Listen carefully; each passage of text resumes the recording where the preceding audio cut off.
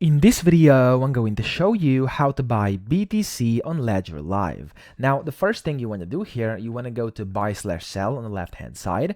And then to actually buy Bitcoin, you want to select Bitcoin up here. So just look for Bitcoin, click on your wallet over here.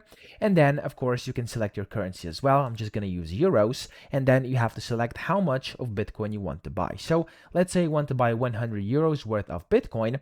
After that, I'm going to get the quotes over here, and then you can select your payment method. You can see there's a bunch of different ones. I'm just going to do card, and you can then see the different quotes over here and basically different options you can go ahead and use. So right now, as you can see, if I look for the lowest price, Sardine has the lowest price. So I'm just going to use this one because I get the best deal. I'm going to click on buy with Sardine. In your case, it may be different. You may be able to use something else.